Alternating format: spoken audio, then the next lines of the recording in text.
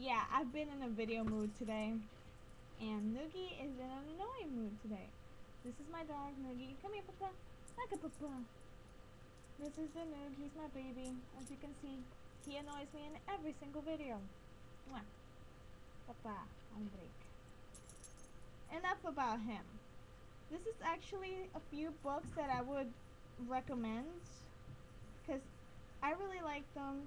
They've actually helped me a lot, especially when I started. Some are from when I started and some are newer. The first book I ever got was this one. It's called A Witch's Book of Divination. Now, this book was actually a present from my mom and dad when I was 16. No, 15. 15, they gave it to me. I went to a bookstore, saw it on display, immediately fell in love, felt drawn to it. I had to have it, and they actually gave it to me for my birthday. And it actually has many different ways of divination, not like the traditional tarot cards, runes, etc. It talks more about different, like this one called the House of the Goddess, with different symbols, and it explains with a stone, you toss the stone, move it around the House of the Goddess, and wherever it lands, it explains, like it tells you what it means. It also has the witch's drum and how to make your own witch's drum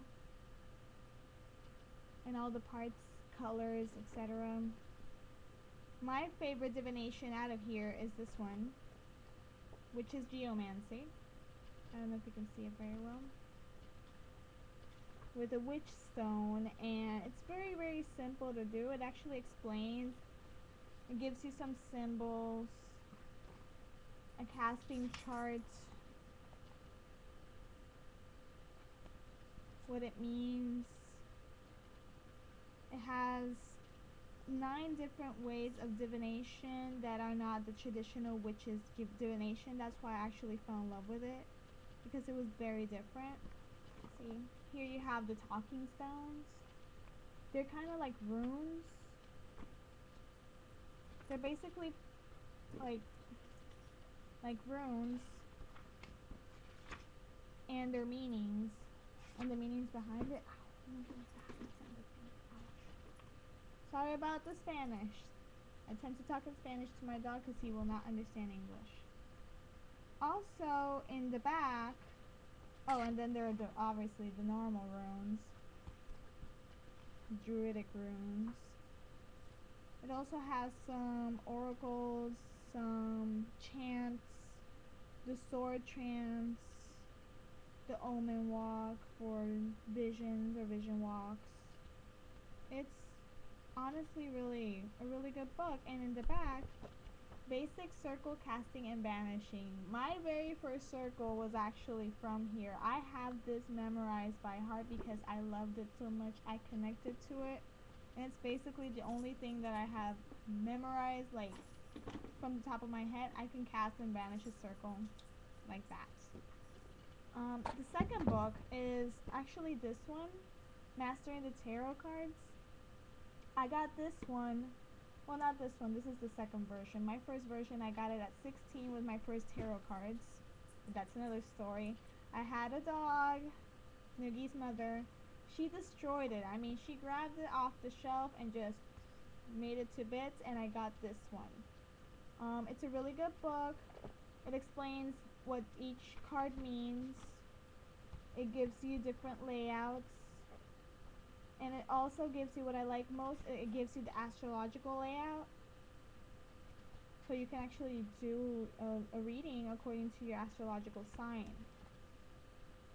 Isn't that pretty? So it's a really good book. I mean, I don't know all the meanings because it's a really thick book, and I haven't been studying. Like, I can tell you off the top of my head a few cards. When I lay it out, I can see something, but I can't tell you specifics. I still need the book when doing specifics.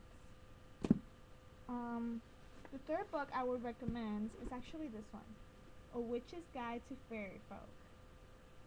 This one's rather, it's not new, but it's not old either. It's kind of in between, and it's really good. I mean, for anyone who likes fairies, this is basically a fairy dictionary. Where to find them, how they look like, what do they do, what attracts them, who to stay away from. I mean, it's a gorgeous book. It's well written. It has a biography, suggested reading in the back. It's awesome. Also, for us kitchen witches, I love to cook. I never loved to cook before. I fell in love with it now. Kitchen Witches Cookbook. Ah! See, can you tell that I've been using some of it? This has amazing recipes from all around the world. I mean, it's for psychics, sauces, it has eggs, it has cakes, it has ales, it has pies, onion soups, the works, and it gives you correspondences, folklore. It's an amazing book. A must have. If you love cooking just like me, trust me, it's a must have. The last one that I would want to recommend, and it's not really a big deal, it's this one. The Magician's Table, a complete book of correspondences. I know that a lot of us make up our own correspondences according to what we believe, and that's great. It's perfect because you should follow your heart. You should follow what you believe. But in this book, I mean, it has correspondences for everything. For the Kabbalah, lunar astrology, Egyptian gods, heaven, hell, angels, Celts, the runes. I mean, and it's a gorgeous book all around. I mean, it's a gorgeous book.